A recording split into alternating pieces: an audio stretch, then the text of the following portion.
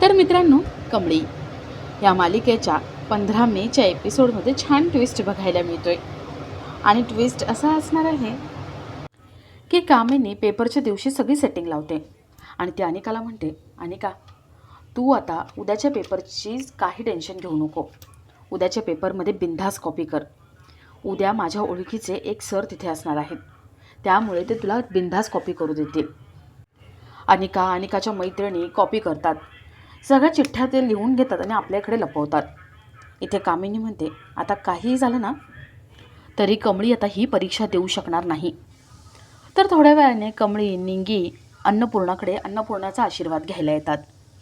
अन्नपूर्णा कमळीकडे रागाने बघते आणि तिला हकलून लावते. थोड्या वेळाने कमळी, निंगी कॉलेजला जात असतात. कमळी म्हणते, निंगी काही झालं ना तरी या परीक्षेत आता पास झालंच पाहिजे. त्या दोघी बोलत कॉलेजला जात असताना एक बाईकवरून माणूस येतो आणि कमळीची बॅग चोरून घेऊन जातो. कमळी त्या माणसाचा पाठलाग करण्याचा प्रयत्न करते, पण तो माणूस निघून गेलेला असतो. आता कमळी या सगळ्या संकटांवर मात करून परीक्षेमध्ये पहिला नंबर कसा मिळवते ते बघणंही तेवढंच इंटरेस्टिंग असेल. तर या सगळ्याची सुरुवात कशी होते ते थोडक्यात पाहू. तर मालिकेत आपल्याला असं बघायला मिळते की कॉलेजमध्ये सगळ्यांना अनिकाचा तो क्वेश्चन पेपर मिळालेला असतो. शंभू अनिकाकडे येतो आणि अनिकाला म्हणतो, अनिका तुझ्याकडे उद्याचा क्वेश्चन पेपर आहे ना, मग मला पण प्लीज दे ना तो क्वेश्चन पेपर. अनिका म्हणते, काही पण बोलू नकोस, तू फालतूगिरी करू नकोस. तुला कोणी सांगितलं आहे की माझ्याकडे क्वेश्चन पेपर आहे? शंभू म्हणतो, कशाला कोणी सांगायला पाहिजे. अगं अनिका, सगळ्या कॉलेजमध्ये पसरलं आहे, तू पैसे घेते आणि सगळ्यांना क्वेश्चन पेपर देतेस. अनिका शंभूला गप्प बसायला सांगते. निंगीची मैत्रीण तिथे येतात आणि अनिकाला म्हणतात, अनिका अगं कधीपासून तुला आम्ही शोधतोय. तू काल जे बोलली होतीस ना ते पटलंय मला. आता मी आणि माझी मैत्रीण आम्ही तुझ्या ग्रुपमध्ये यायला तयार आहोत. फक्त उद्याचा क्वेश्चन पेपर मला मिळवून दे ना.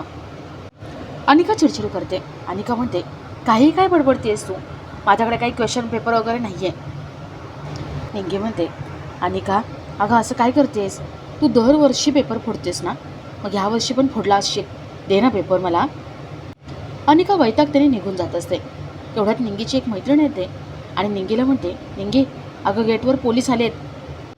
ती मैत्रीण अनिकाला म्हणते, अनिका तू यावर्षी पण पेपर फोडलायस ना, अगं गेटवर पोलीस आलेत तुला पकडायला. अनिका खूप घाबरते. अनिका म्हणते, नाही मला जेलमध्ये नाही जायचे. अनिका तिथून पळून जाते. तर इथे रोहित आपल्या ऑफिसमधून घरी येतो. राधिका, रोहित आणि ऋषी यांच्यासाठी दूध गरम करत असते. रोहित म्हणतो, राधिका मला पाणी दे. राधिका रोहितला पाणी द्यायला जाते.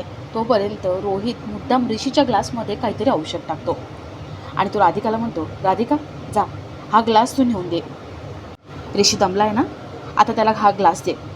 राधिका ऋषीला दूध द्यायला जाते.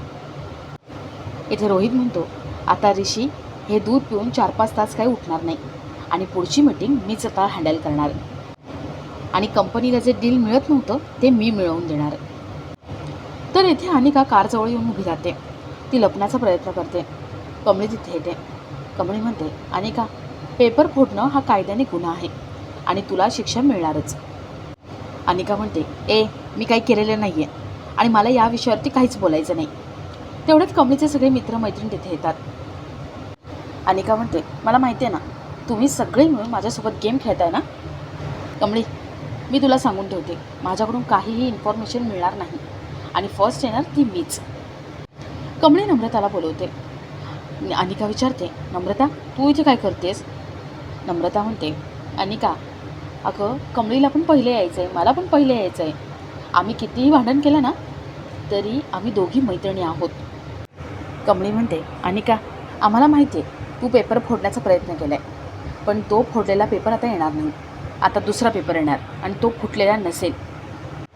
आणि एक लक्षात ठेव, आमच्यापैकी कोणीही पहिलं आलं ना तरी आम्हाला काही फरक पडणार नाही. फरक पडणार तो तुला.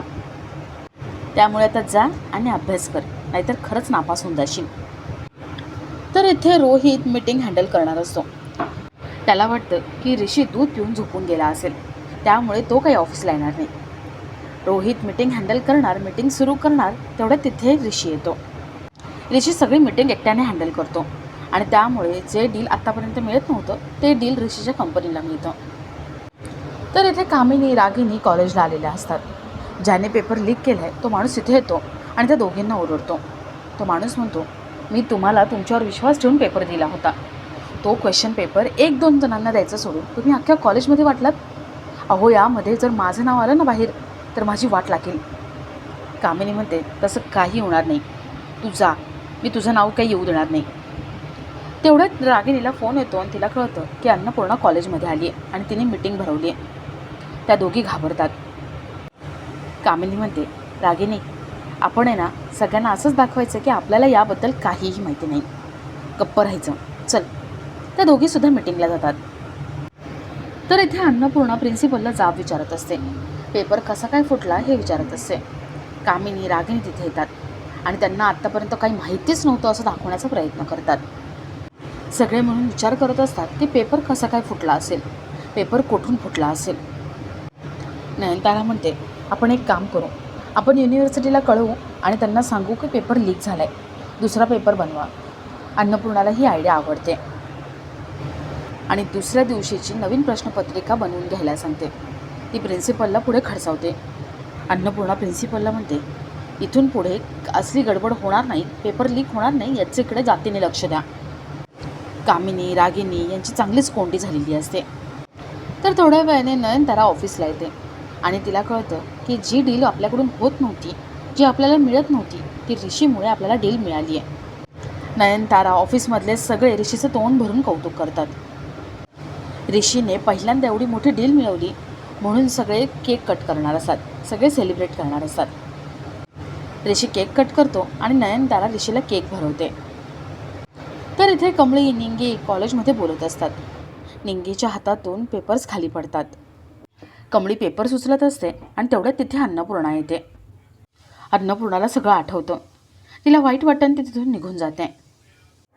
तर थोड्या वेळाने नयनतारा ऋषीला बाजूला घेते आणि ती ऋषीला म्हणते, ऋषी, ज्या मुलीसोबत तुझं लग्न मोडलं ना, त्या मुलीला तू अजूनही मदत करतोयस.